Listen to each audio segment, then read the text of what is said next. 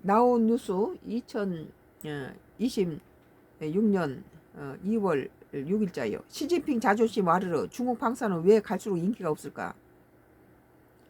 중국 반상 수출이 무기의 구조적 결함부터 치명적인 고장 등으로 인해 국제적인 감시 대상이 되고 있다는 분석이 나온다.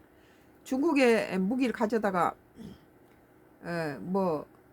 이 파키스탄이 인도하고 싸우면서 중국 거 갖다가 다 실패를 했잖아요. 그리고 이렇게 동남아시아 국가들이 중국의 무기를 가져간 나라들이 전쟁에 실패하고 막 쓰기도 전에 터져버리고 이런 어려움이 있으니까 전부 중국산 무기를 지금 기피하는 현상이 일어났다고 그래요.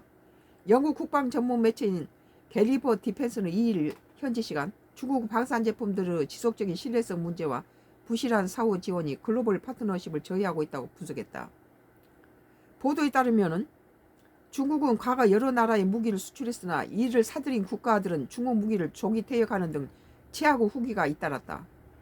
예컨대 1980년대 후반 태국은 미국산 전차를 자국산으로 전환하는 과정에서 중국의 장갑차 수백 대와 69-2형 전차를 도입했다. 그러나 해당 전차는 장비 실행성이 떨어지고 부품 수급이 어려워지면서 2004년 모두 퇴역했다. 반면에 구형 미국산 M48 전차는 꾸준히 운영이 됐다. 태국은 이러한 경험에도 불구하고 중국산 기갑 차량 도입을 계속 추진했고 2016년에는 VT-4 주력 전차를 주문했다. 2023년 태국으로 인도된 VT-4는 60대에 달한다. 문제는 2025년 태국 캄보디아 국경 전투에서 VT-4 전차의 포식이 심각하게 파손돼 승무원이 부상한 사례가 발생하면서 태국 내에서도 해당 전차 신뢰성과 수명에 대한 우려가 또다시 불거졌다. 미얀마에서는 2022년 말 중국산 JF-17 전투기가 구조적 균열과 레이더 오작동을 일으켜 운항을 중단했다. 막 문제가 많이 생기네요. 이 방산 기업에서는. 중국제 훈련기인 FT-7 계열 기종은 1994년부터 2006년 방글라데시에 여러 차례 추락사고를 일으켰다. 방글라데시는 2020년 중국과 파키스탄이 공동 개발한 K-8W 훈련기를 인도받은 후 무기 체계와 항공전자 장비 문제를 이유로 공식적인 항의를 제기하기도 했다. 미얀마에서는 FT-7 기종에 유사한 문제가 보고됐다. 우리 이제 지금 한국이 대만에서 우리 한국에 방산 무기를 수입하려고 하는데 거절한 이유가 거기에서 대만에다가 미국에서도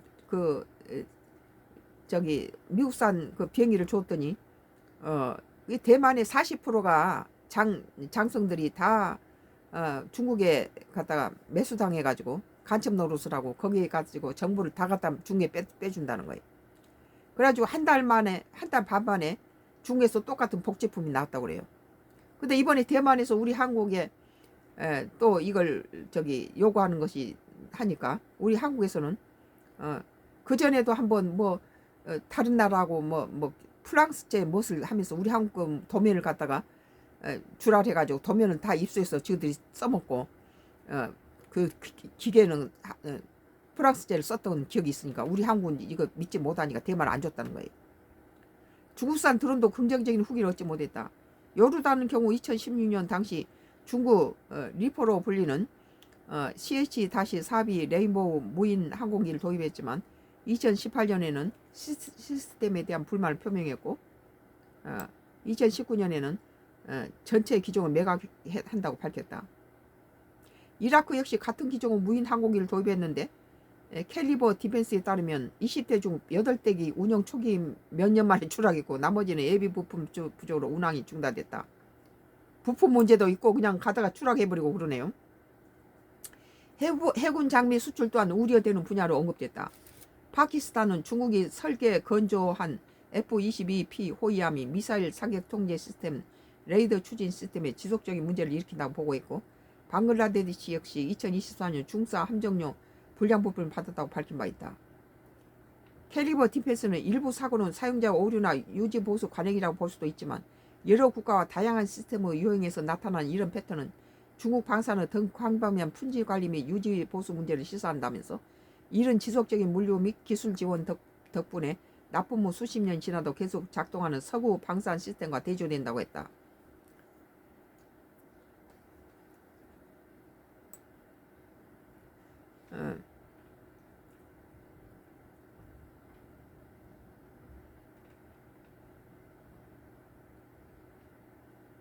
이어 신뢰성 문제와 제한적인 사후 지원이 결함은 훈련이 아닌 실전에서 중국산 무기를 사들이는 국가의 전력을 약화할 수 있다면서 특히 불안전한 시기에 중국산 장비에 의존하는 국가들에 대해 이런 단점은 직접적이고 부정적인 작전 결과를 초래한다고 덧붙였다. 뭐 사람이 거기 폭발해버리고 죽고 뭐 그렇게 된다는 거예요. 전문가들은 해당 매체의 지적과 마찬가지로 중국 무기가 실전 성능과 신뢰성에 치명적인 문제가 있는 데다 AS와 군수 지원이 약하고 중국 방산과의 계약으로 인한 미국 서방과의 관계 악화, 제재 가능성 등이 중국 방산의 성장을 억제한다고 분석했다. 무엇보다도 비싸지만 최고 성능을 자랑하는 미국 가성비와 빠른 납기 및 높은 신뢰성을 자랑하는 한국 등 방산업계 강자들 사이에 중국 방산은 구매자들에게 불안감을 키운다는 인식을 피하기 어려운 상황이다 그랬네요.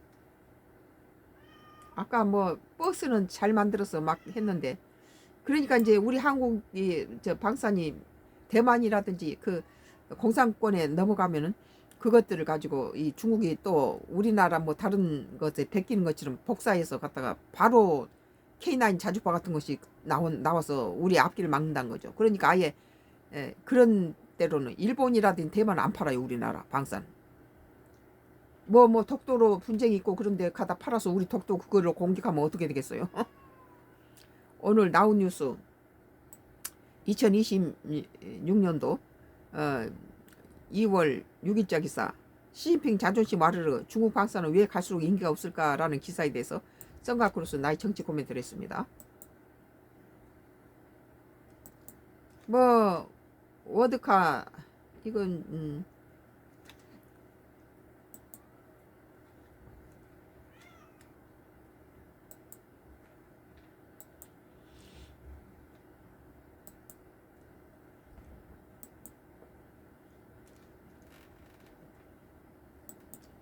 뭐 연합뉴스예요. 오늘 국내 정치예요.